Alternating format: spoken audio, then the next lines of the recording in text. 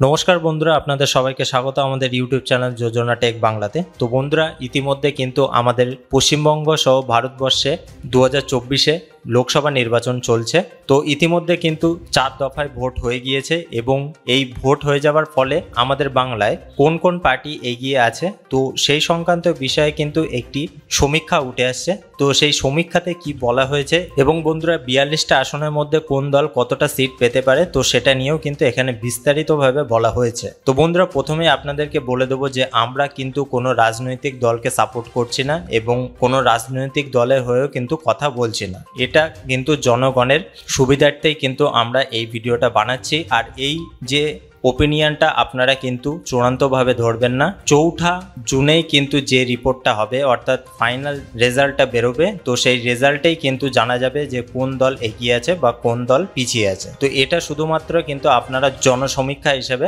দেখবেন। তো এখানে বলা হয়েছে, দেখুন, লোকসভা আসনে কে এগিয়ে কে পিছিয়ে থাকতে পারে তা ইঙ্গিত দিল সি ভোটার সমীক্ষা। রাজ্যে 42টি কেন্দ্রকে 3টে ভাগে ভাগ করা হয়েছে সমীক্ষায়। কোনো দল কোনো কেন্দ্র একেবারে স্পষ্টভাবে এগিয়ে থাকলে সমীক্ষকরা তাদের ক্লিয়ার উইনার বলছেন। এবিপি আনন্দ বলেছে সম্ভাব্য জয়ী। তো বন্ধুরা, এটা কিন্তু এবিপি আনন্দ থেকে পাবলিশ করা হয়েছে, তো সেটাই কিন্তু আপনাদেরকে জানানো হচ্ছে এই ভিডিওতে।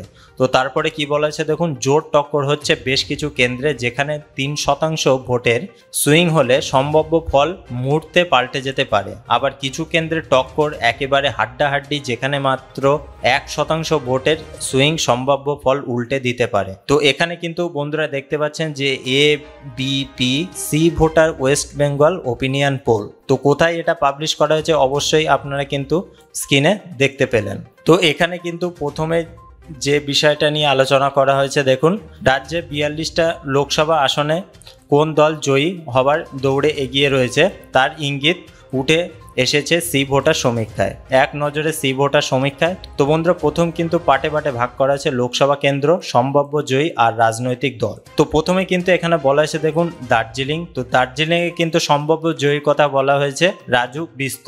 তো ইনি কিন্তু বিজেপি পার্টির হয়ে দাঁড়িয়েছেন। তো এখানে কিন্তু ইনি জয়ী হতে পারেন, সম্ভাব্য ইঙ্গিত কিন্তু এখানে দেওয়া হয়েছে। তো তারপরে কি বলা হয়েছে, দেখুন, কলকাতা দক্ষিণ। তো এখানে কিন্তু মালা রায় যিনি তৃণমূলের হয়ে প্রতিদ্বন্দ্বিতা করছেন। তারপরে দেখুন বহরমপুরে কিন্তু অধীর রঞ্জন চৌধুরী ওপিনিয়ন পোলে উঠে আসছে এবং ইনি কিন্তু কংগ্রেসের হয়ে প্রতিদ্বন্দ্বিতা করছেন। তো তারপরে দেখুন হুগলিতে কিন্তু লকেট চট্টোপাধ্যায় কিন্তু জয়ী হবার এখানে সম্ভাব্য ওপিনিয়ন পোল উঠে আসছে, ইনি কিন্তু বিজেপির হয়ে প্রতিদ্বন্দ্বিতা করছে। তো তারপরে কিন্তু আপনারা দেখতে পাচ্ছেন যে কৃষ্ণনগরে এখানে কিন্তু মহুয়া মৈত্র জেতার একটি সম্ভাবনা দেখছে।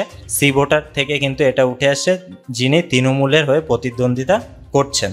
এরপরে কিন্তু আপনারা দেখতে পাচ্ছেন ডায়মন্ড হাবড়ার অভিষেক বন্দ্যোপাধ্যায়, যিনি কিন্তু আগেও সংসদ ছিলেন এবং এবারেও কিন্তু জেতার একটি সম্ভাবনা দেখা দিচ্ছে। তো ইনি কিন্তু তৃণমূলের হয়ে প্রতিদ্বন্দ্বিতা করেন। তো বন্ধুরা, তারপরে কিন্তু আপনারা দেখতে পাচ্ছেন পুরুলিয়া জ্যোতির্ময় সিং মাহাতো, ইনি কিন্তু বিজেপির হয়ে প্রতিদ্বন্দ্বিতা করছেন। তারপরে রায়গঞ্জে কিন্তু কার্তিক পাল, যিনি বিজেপির হয়ে প্রতিদ্বন্দ্বিতা করছেন। বোলপুরে কিন্তু এখানে আবার তৃণমূলের জয়ী হওয়ার কথা কিন্তু এখানে বলা হচ্ছে যে অসিত মাল, যিনি তৃণমূলের হয়ে প্রতিদ্বন্দ্বিতা করছেন। কিন্তু এখানে বালুরঘাটে কিন্তু বিজেপির হয়ে দাঁড়িয়েছেন সুকান্ত মজুমদার এবং এনাকে কিন্তু জয়ী হওয়ার একটি সম্ভাবনা সি ভোটার থেকে কিন্তু উঠে আসছে। পূর্ব বর্ধমানে কিন্তু শর্মিলা সরকার, যিনি কিন্তু তৃণমূলের হয়ে প্রতিদ্বন্দ্বিতা করছেন, ইনি কিন্তু এখানে জেতার একটি সম্ভাবনা আছে। তারপরে কিন্তু আপনারা দেখতে পাচ্ছেন তমলুকে, যেখানে অভিজিৎ গঙ্গোপাধ্যায়, ইনি কিন্তু এখানে বিজেপির হয়ে ভোটে দাঁড়িয়েছেন এবং ইনি কিন্তু এখানে জেতার একটি সম্ভাবনা দেখা দিচ্ছে। তারপরে আপনারা দেখতে পাচ্ছেন দমদমে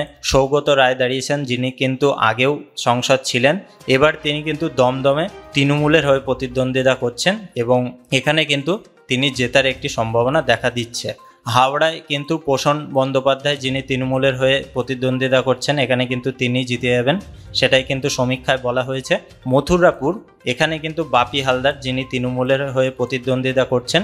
তারপরে কিন্তু আপনারা দেখতে পাচ্ছেন যে মেদিনীপুরে কিন্তু অগ্নিমিত্রা পাল, তিনি কিন্তু প্রতিদ্বন্দ্বিতা করছেন বিজেপির হয়ে। তো এখানে কিন্তু অগ্নিমিত্রা পাল জয়ী হওয়ার একটি সম্ভাবনা দেখা দিচ্ছে।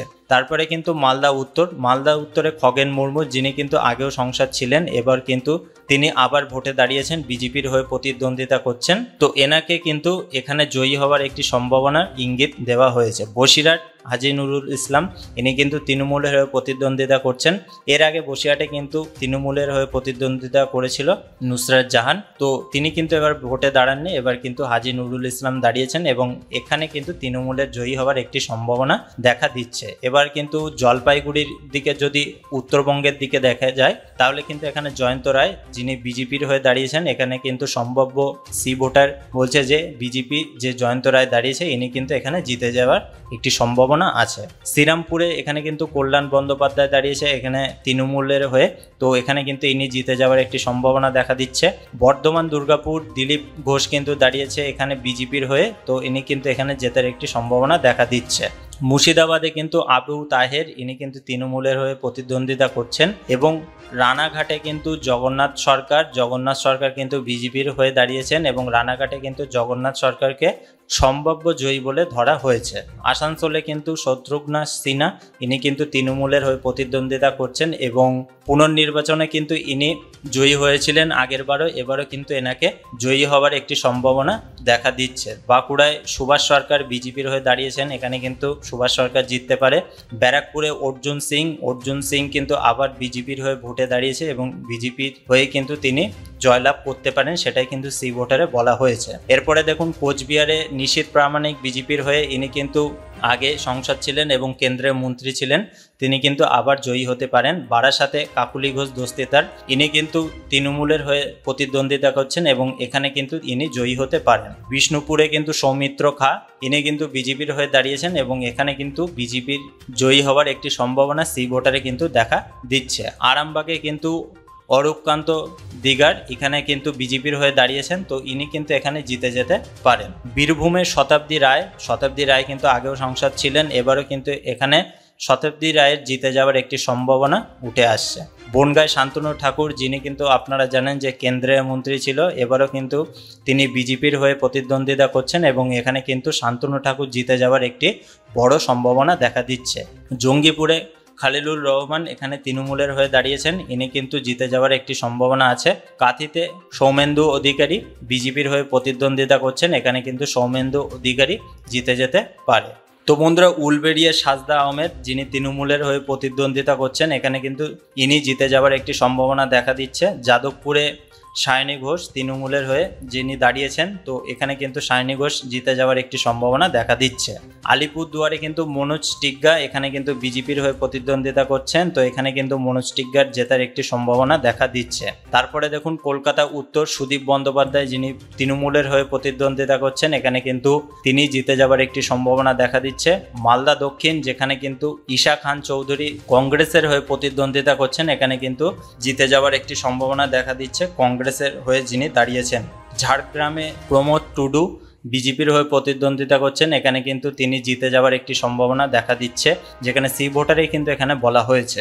জয়নগর প্রতিমা মণ্ডল, যিনি তৃণমূলের হয়ে প্রতিদ্বন্দ্বিতা করছেন, এখানে কিন্তু তিনি জিতে যাওয়ার একটি সম্ভাবনা দেখা দিচ্ছে। ঘাটালে কিন্তু দাঁড়িয়েছে দীপক অধিকারী এবং তার বিরুদ্ধে কিন্তু হিরণ চট্টোপাধ্যায় দাঁড়িয়েছেন এবং এখানে কিন্তু তৃণমূলের হয়ে দীপক অধিকারী দাঁড়িয়েছেন, অর্থাৎ দেব দাঁড়িয়েছে এবং এখানে কিন্তু দেবের একটি জয়ী হওয়ার একটি বড় সম্ভাবনা দেখা দিচ্ছে। তো বন্ধুরা, বারবারই বলছি, এই সমীক্ষা কিন্তু সম্পূর্ণ সঠিক সমীক্ষা নয়। 4 জুনে যে রেজাল্টটা বেরোবে সেখানে কিন্তু সম্পূর্ণ তথ্যটা জানা যাবে এবং কোথায় কোন প্রার্থী জিতে যাচ্ছে, তো সেটাই কিন্তু তখন বোঝা যাবে। তো এই যে সি ভোটারটা, এখানে কিন্তু জাস্ট সমীক্ষা করা হয়েছে যে কোন দল জয়ী লাভ করতে পারে। তো আশা করি আপনারা পুরো বিষয়টা বুঝতে পেরেছেন এবং এখনও কিন্তু ভোট বাকি আছে। তো বন্ধুরা, ভিডিওটা এই অবধি শেষ করছি। তো বন্ধুরা, আপনারা কোন জেলা থেকে বা কোন কেন্দ্র থেকে এই ভিডিওটা দেখছেন অবশ্যই কিন্তু জানাতে ভুলবেন না। পরবর্তী আরেকটা ভিডিওতে বিস্তারিত আলোচনা নিয়ে ফিরে আসবো। ততক্ষণে আপনারা খুব ভালো থাকুন, সুস্থ থাকুন, আর আমাদের এই ভিডিওটা দেখার জন্য আপনাদেরকে অসংখ্য ধন্যবাদ।